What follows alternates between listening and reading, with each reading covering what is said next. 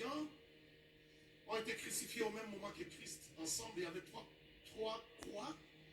Et Christ était au milieu.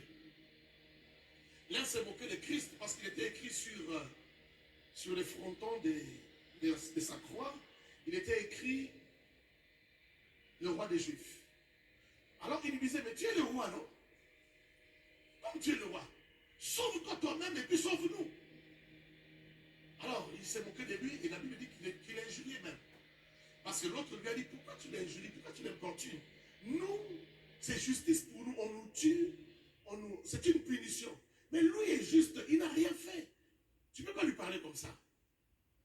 Maintenant, c'est ce qui vient après qui m'étonne beaucoup. Qui m'étonne. Si toi tu rates l'enlèvement de l'église, ça veut dire que ces brigands, ces voyous, ces bandits étaient plus intelligents que toi. Si toi tu rates l'enlèvement de l'église, ça veut dire que ces brigands ici, ces voyous ici, malgré qu'il était voyou, malgré qu'il était armé, il volait, il ravissait les choses des gens, il tuait les gens.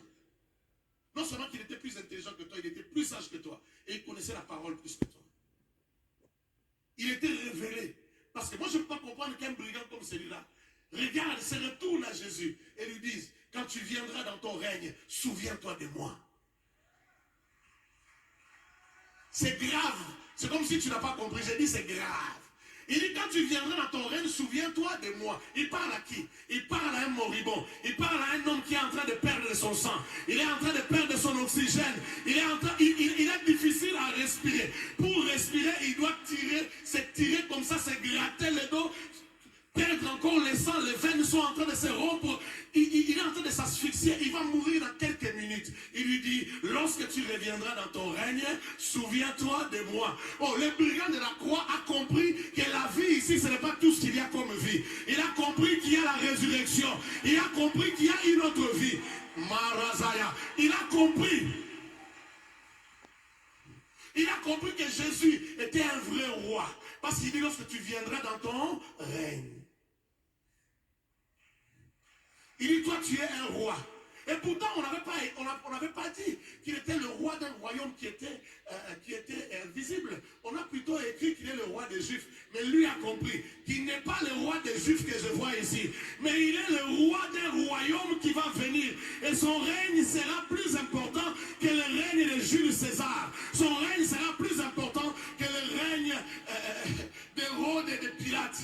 Alors moi je préfère son règne. Lorsque tu viendras dans ton règne, souviens-toi de moi. Un homme qui n'a pas pu être délivré par ses sujets. Où sont ses gardes-corps? Mais comment lui a compris?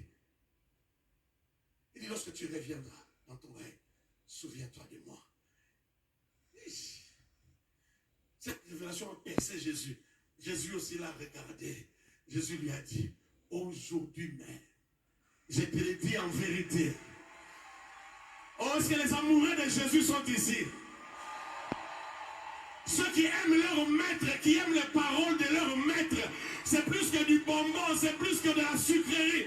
Les paroles de leur maître, il dit, en vérité, je te le dis, aujourd'hui même, tu seras avec moi au paradis. Donc mon règne, c'est pas demain, mon règne a déjà commencé.